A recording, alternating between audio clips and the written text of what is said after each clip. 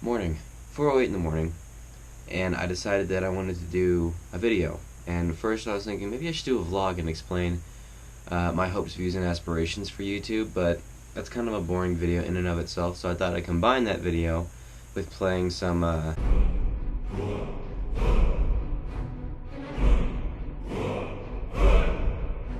why the heck not? This is my first combining of game and vlog, so if it's kind of weird, cut me a break, it's my first attempt. So yeah, let's get right into this. So while I have a second here on the loading screen, I just kind of wanted to explain what I meant by my dreams and aspirations, ideas and goals and stuff and whatnot for YouTube. Basically what I want to do is that I wanted to use my vlogging part of my channel sort of as an introduction to YouTube, so I could kind of get the idea of how to vlog, post, thumbnail, all that kind of stuff, you know, with some sort of degree of organization. I'm not going to say that my vlogs are organized by any stretch of the imagination, because they really aren't. It was more, like I said, it was more trying to sort of to get the idea of how it goes. And I do certainly have a long way to go, but I am way better than I was at the beginning, as I've made abundantly clear. I needed to get some practice down, so I started vlogging, and so, I really do like to vlog. It's really fun, actually. It's fun to film, it's fun to edit, it's fun to go out into the world and hold up my camera looking like a dweeb because I don't have a squad to roll with. Oh, there's a fox right there. But, and, if you've watched any of my vlogs, my current vlogs, as opposed to my first couple of vlogs, you'll see the dramatic difference that I'm talking about, and that's the result of practice, not necessarily education in terms of classroom education. So I wasn't taught how to edit vlogs. It was more learning for myself, so. And that's kind of how most YouTubers start. Very few of them actually go to a film school to learn how to vlog or any of that kind of stuff. I mean, you can learn how to edit there, but, like I said, most of the editing that I learned how to do, I learned on my own. And with the gaming portion of my channel, that is more of a hobby rather than a hope for professional or legitimate status. I mean, I would be freaking cool if I got paid to vlog and play games on YouTube. That'd be freaking dope. But the gaming portion is another, it's trying to diversify my editing style that as it stands right now. I do really like to make, actually it's interesting, especially to me. I did not think I was going to like editing gaming videos as much as I do, because let's be honest, there's so many more complicated facets in gaming videos. Host for YouTube, I really would love it if I could get paid to do YouTube. If I got monetized content and I got sponsored and I had partnership with YouTube to go and, record videos for poops and giggles, that would be freaking awesome. Because, I really like the idea of that lifestyle. You're definitely a full-time employee when you work for yourself and when you're working for YouTube. Markiplier's proved that, PewDiePie proved that, Jenna Marbles gets paid a lot of money from YouTube, Leafy gets paid a lot of money from YouTube. So, there's something for everybody. My favorite YouTuber, I'm gonna be real, my favorite YouTuber right now is Kosdef, KOSDFF. A lot of his videos are gaming videos, particularly revolving around, just trolling and, particularly hackers. I love his hacker videos. But lately he's been doing a lot of IRL content, which I actually really like. Has to do with him and the TKG Fuel House in New York. But they lived in a TKG Fuel House. TK is Team Caliber, it's a professional Call of Duty team. They also have a Gears of War team. Team Caliber is planning on having an official press release, but all the teams are planning to release pretty soon, which I'm pretty hyped for. I would honestly not give a crap about, professional Call of Duty and any sort of professional esports organizations if it wasn't for Kosdef's YouTube channel and his second vlogging channel, which is also super fun to watch. I would love that if I could get paid from YouTube, but it's not exactly something that I'm particularly striving for.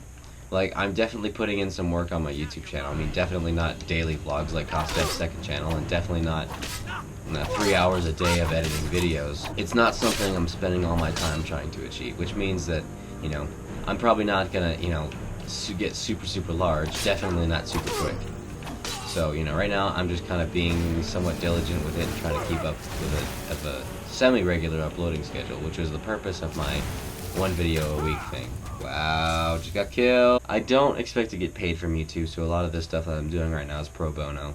And, I have to buy my own equipment, I have my own editing software. If my computer craps out, then that means I'm out editing software. That also means I'm out a significant medium for producing content ideas. It's not a realistic expectation at the moment, just strictly because of time management, and the fact that there's so many people who want to get paid from YouTube and people that are getting paid by YouTube right now, that it's really hard to expect to get a particularly lucrative partnership or agreement with YouTube for every video that you post or how many views you get.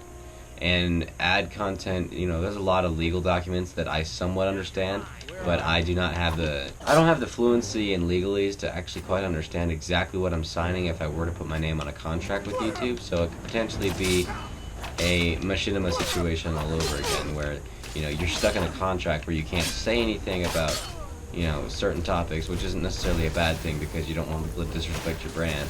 But at the same time, it also really limits what you are allowed to do and what you can do with your channel. And let's be honest, it's your channel. But community channels where you are paid and get paid to post certain types of content are pretty vital in making sure that your community survives. Making sure that your community survives is vital, particularly for very large gaming communities and community channels. I really like a lot of different types of content. I really like cinematic YouTubers, I really like vlogging YouTubers, I love gaming YouTubers, I love music production YouTubers, I love informational YouTubers, I love all that stuff. So I plan to dabble in everything. Pause now for Bard's Leap.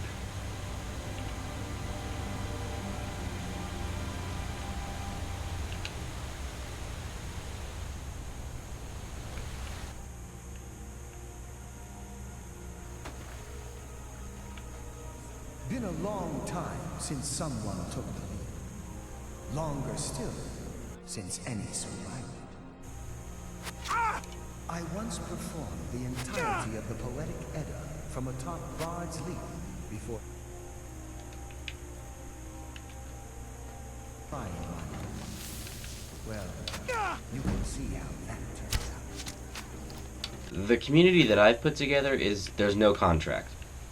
It's just a bunch of friends who decided to sort of juice each other's channels by featuring each other's channels, and I actually haven't checked up on that. I don't know if everyone's got the channels featured on their channel front page yet, but I'm hoping they've gotten around to it. I've done it. I posted a video on how to do it, so if you haven't done it yet, guys, I made a sort of like little tutorial, go through it and you'll see. It's only like 8 seconds long. It's not particularly complicated. At the bottom of my video descriptions on my 2 recent videos, I've posted the links and names of all the channels that I feature on my channel. So there's plenty of ways to get a hold of the information that you need to feature your channel, the channels. My dream, I guess, for YouTube is to kind of keep making videos. I love to edit. I love to film. I love to make the videos. I love to find the audio tracks I need to do. I love syncing up the beat of the music with what's happening on screen. I love every single facet that comes along with editing. It's so fun, and it's a really extremely creative way of getting out, your imagination. And it's definitely an art form. Cultivating your own editing style is a lot like cultivating your own art technique in painting, in drawing, in music production, composition, any of that kind of stuff. It's all the same premise. And that is my biggest hope / dream or aspiration for YouTube, is that I can make my own style and be satisfied with my own style. Be satisfied with my editing style, be satisfied with my viewer base. And that's another thing I wanted to talk about, actually. My viewer base is all over the place, and the reason why my videos aren't focused on any particular group of people is because I'm not really trying to impress a certain group of people. But honestly, right now, my vlogs are not really for any sort of journalistic approach. A lot of the time, it's just sort of, well, it's kind of a kill time hobby, but it's also at the same time a chronicling of what's going on in my life in that time. And if you guys can watch my vlogs and be like, what the heck are you talking about? This is just you guys going and doing something stupid and then putting music to it. Yeah, you're not wrong, but it's more of a chronicling because I'm going to go back and watch that and be like, wow, there is so much going on behind the scenes that I can remember just by watching this that I didn't put in this video. Because there's a couple of things you really just don't put on YouTube. Sensitive family situations, sensitive friend situations, any of that kind of stuff. You don't put that on the internet. You just don't. You keep it in your head, or you write it down somewhere where no one else can see it.